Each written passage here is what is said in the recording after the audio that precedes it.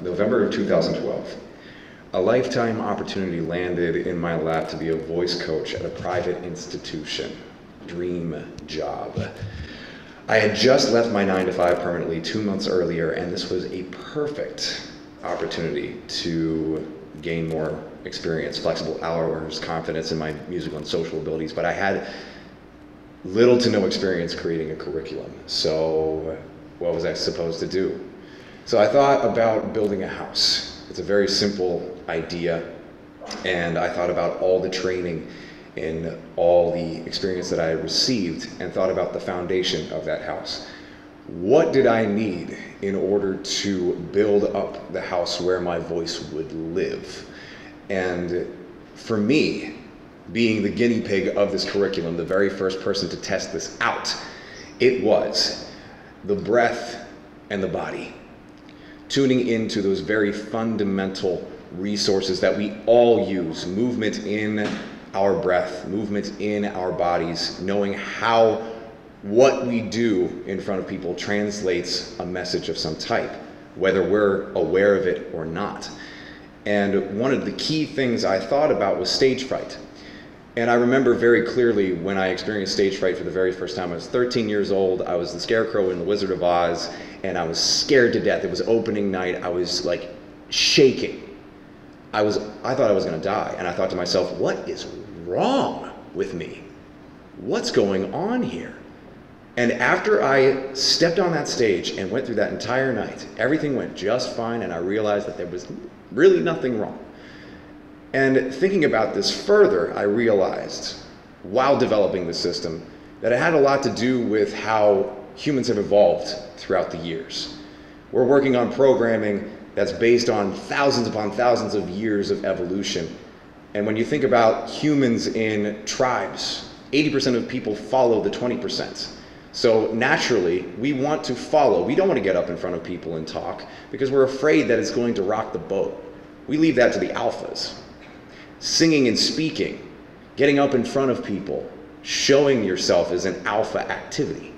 So given that, when you think about the tribal mentality, our survival instinct is going haywire whenever we're up in front of people. But I don't think anybody's going to kill me after this presentation, whether I, mess it up or not. So given that, that allows you to understand and start to think about the breath. And I thought to myself, of all the training, what's the best way to convey what breath is all about? What type of exercises should I do? What type of curriculum should I assign to my students? And the first thing I thought, whatever I decided to do, was to apply this concept that observation is greater than force. Observation is the greatest power that you can have because you tune into the subconscious, and the conscious and the subconscious meet.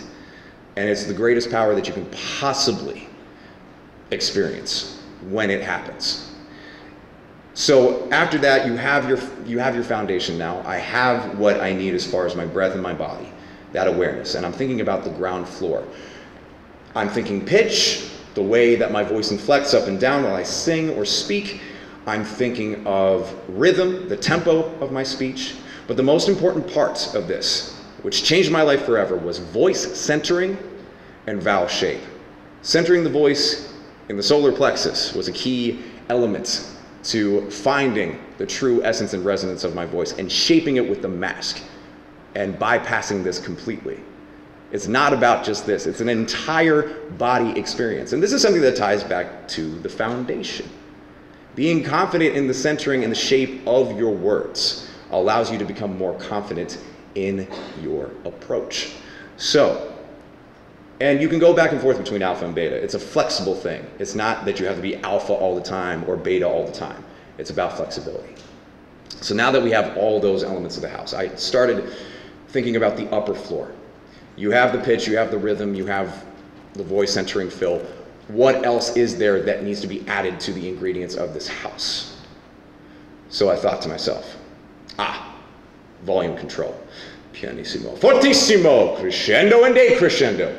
This is when interest, character, expression starts to show itself. We start to see color in the art. Things, the mathematics, the logic, the training becomes something more, which allows the roof to be put on. So this is the last part of the equation. This is the last piece of the puzzle. So I thought to myself, why am I doing this? What's the most important part of why I sing and speak and get up in front of people and do this? And it's, whether it be a song, whether it be a speech, it's the message that you're trying to convey. Maybe there's no message at all. Maybe that's the message. Are you angry? Are you happy? Are you sad? Are you all of it in between? The message is so key to the rest of the mechanics of the house. You have to have a roof in order to have a house, but you also have to have a house in order to have a roof. It all balances out. And how do you get better at this? Train. Competence equals confidence. Get outside your comfort zone. Do a presentation that usually takes an hour and put it to 6 minutes and 40 seconds, because that's what I'm doing right now for all of you tonight. So get outside of your comfort zone. And that's what I thought to myself. That's what I applied for myself. And I started building this vocal real estate. I got my country house, my metal house, my high voice house, my low voice house, all these different houses that I built using this system. But the most important thing that I realized building this, and the thing that is so important to the thousands of students that I've worked with up to this point, is the self and what it's done for me. Admittedly, I used to struggle with crippling anxiety.